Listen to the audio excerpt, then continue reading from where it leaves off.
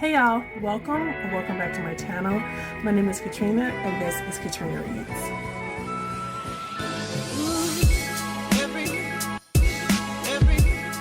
I finished Felix Ever After last night and I wanted to quickly come on here and talk about it because I'm going to send this book to my adult non-binary child. I chose this book because I wanted a easy way for me to learn more about my child without bombarding them with a bunch of questions and without being kind of bogged down by a lot of medical talk or like textbooky kind of talk. I wanted to enjoy what I was reading, and although this boy was 17, my child is still a young adult. They're an adult, but they're still a very young adult. And so I thought that this would be relatable. And so I just wanted to talk really quickly about it. And then I'm going to go ahead and send it off to them. So basically, Felix is a trans boy who is just kind of having a messy time of things like any 17-year-old. There is, in the beginning, a really terrible situation where someone dead names him and puts a gallery of old pictures of them before they fully transitioned. They go to an art school. Felix and his friends go to an art school, and in the gallery they replace someone. This mystery person replaces a bunch of pictures in the gallery with pictures of Felix and dead names them. They hacked into Felix's Instagram, old Instagram, and put all those pictures up. And then on top of that, Felix just has a lot of issues. Like his mother left when he was 10. And his form of journaling sort of is to write emails to her and keep them in the drafts. His father is very supportive, but Felix still is annoyed with him a lot because he feels sensitive about the fact that his father doesn't call him by his name, but his father, paid for his top surgery, make sure he gets the hormones, loves him, supports him, gives him a lot of freedom, but Felix is still annoyed because his dad has issues. I related to the dad. I went through a period of time when I felt rejected in a sense by my non-binary child. I mourned the loss of their name when they decided to change their name. I actually talked to another parent of a trans child, and they said the same thing, that they went through the same mourning process. I still think about it, especially when I hear the name other places. It's becoming a little bit more of a popular name than when I named my child that. And so and I love the names that I came up for my kids. They all kind of they match without being annoyingly matched. Like they don't all have the same letter starting. They don't all, like, it's not that, but they matched in theme in my mind. I worked really hard to make sure that my children didn't have names that. So I love African American culture. I love us.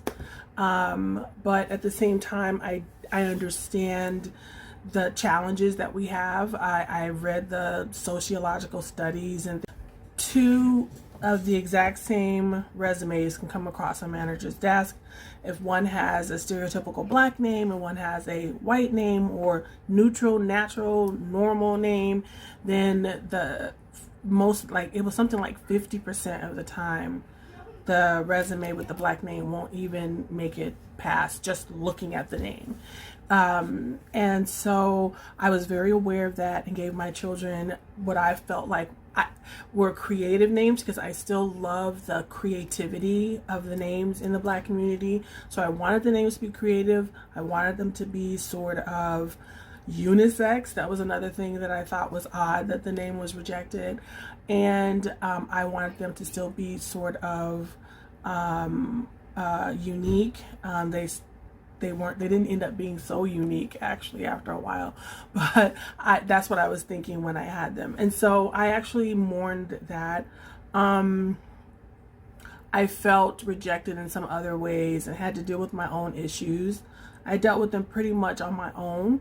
And I feel like Felix's father was dealing with those things, and Felix felt he wasn't in on it. Felix wasn't in on what his dad was thinking, because his dad seemed kind of just quietly accepting, quietly kind of going about his business, working his job. And so, but this, I don't think this is too big of a spoiler, but because it wasn't such a central part, it was just a part that I related to, because I'm a parent of actually 2 children who fall under the trans umbrella. One is trans, one is non-binary. But oddly enough, my trans child identifies as trans, but does not show any of that in the rest of their life.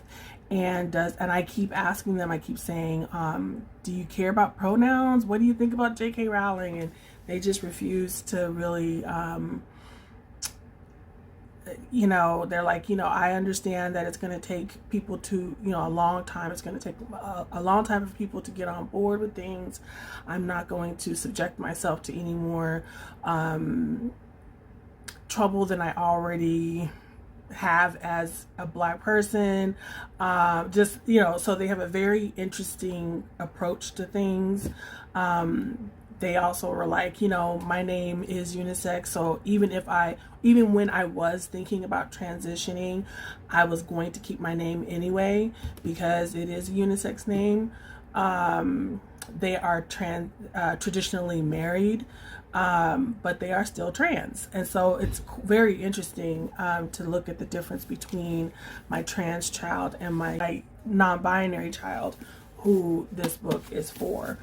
My non-binary child does not talk. They read, though. They read a lot. And so I wanted to use this to connect on that level, because they're a big reader like I am, although they read science fiction and things like that, manga and such. But when I told them I was taking a break from reading this to do a readathon, they even, asked a question without, it's so hard to get this child to talk, and it was so surprising that they responded back. We video chat back and forth, on Facebook, and they said, hey, what are you reading for your readathon? What? You're talking to me? So, and so I, every once in a while, I took a little picture and sent them something I was thinking about. Let me just read this. Austin smiles at me when Leah argues with Hazel. Now that I know he's Ezra's new special friend, I pay a little more attention to him than I would have before. He kind of reminds me of a golden retriever with his floppy blonde hair and blue eyes. The first time I saw him in acrylics class, I kind of immediately hated the guy. He's the sort of person the world adores, just based on the way he looks. A little like the way people obsess over men like Chris Hemsworth and Chris Evans. That's my boyfriend. And Chris Pine and other famous Chris's, plus Ryan Gosling, claiming that they're liberal and that they aren't racist and that they're feminists, but not really thinking about why they're so obsessed with white men and why they don't love any people of color the same way. I love that I have brown skin. I love that I'm queer and that I'm trans. But sometimes I can't help but think how much easier my life would be if I were someone like Austin. So I thought that was profound, and I still had to put a heart by Chris Evans, even though, and then I put my boyfriend, but drag me down, because I do give him all the credit for being just politically down the middle liberal person, not at all controversial or radical at all. And I'm radical in my politics. But when it comes to Chris, he says something, I'm like, yes. Anybody else, I'm bring them to the carpet. Like, okay, we need to think more deeply about this. This is not enough. But when it comes to Chris Evans, so I thought that was interesting. Now, in the beginning of the book, it was a little slow. I gave it 4 stars because of that. It may have to do with the fact that I'm just not a young adult reader necessarily if there's no magic. I love reading, and I'm so lucky that my 10-year-old books that I read to her, the middle grade and young adult books that I read to her, are magic. If it ain't magic, it ain't for her, and I love that because I love the whimsy and magic. And being transported away, and the innocence of that you still find in young adult books. Other than that, I want romance, I want adult drama, or things I can relate to, or things that really impact me and make me think.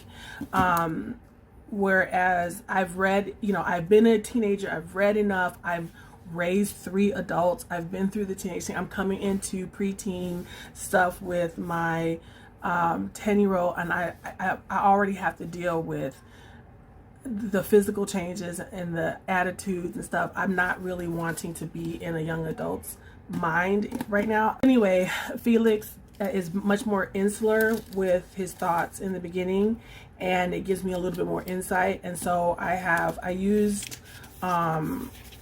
wrote a little note to my baby, and then I put the green tabs are questions, so you can see how many questions I have.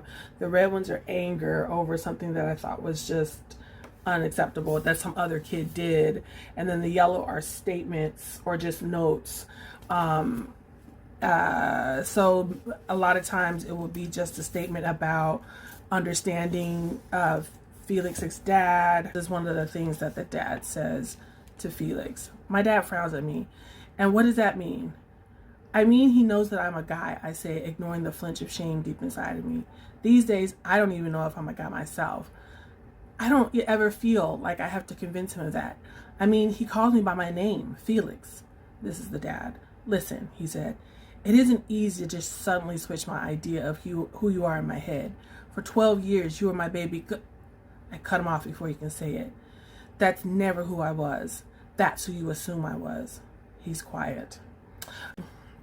So I'm going to give you some background to my statement here. My daughter, my 10-year-old, is like hyper vigilant when it comes to misgendering or dead naming my child. And just when I'm just thinking and talking and not like being very thoughtful about talking right now about the specific things, it happens all the time. And I had to explain this to her. So I put a star next to that statement, and then I wrote this to them. I had to tell Emmy that I wasn't misgendering or dead naming you on purpose. That 20 years or so of knowing someone some way is a long time and will take a long time to get used to. And the last part of the book has a lot fewer tabs, because that's where the romance and the soap opera and the teen drama of it all kicks up. The end is very much so cinematic. It has a version of the running down the airport to say I love you. It doesn't happen. But it has a very like climactic scenes such as those scenes. It's not as cliche as that at all.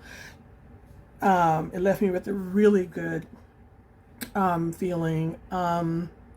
So I gave this book 4 stars, specifically because while the beginning was for me a little tedious to get through, just because, like I said, it was inside of a kid's head, but it was important, obviously, because it helped me to formulate my questions and put my feelings into an acceptable package, maybe.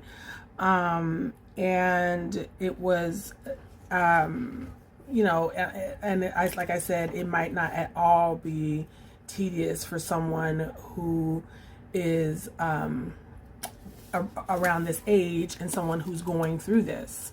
So don't take, so that's the caveat I have.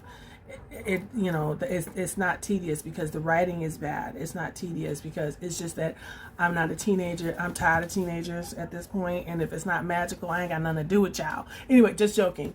But like I said, the last part, the romance and the sweetness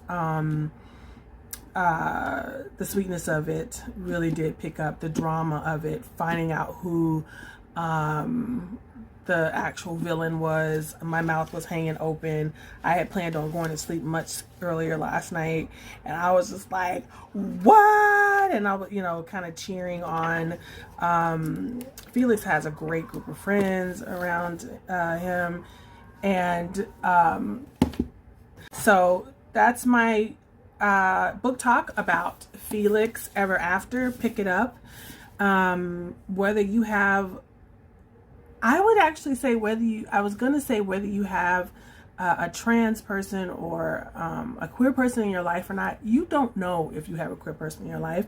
And more likely than not, you do, and you will. It's really interesting. It's a good start, especially if you're in a position like me where you have a child who is queer and you want to try to understand them. So be easy on yourself. My dog is coming here. Be easy on yourself, and I will see you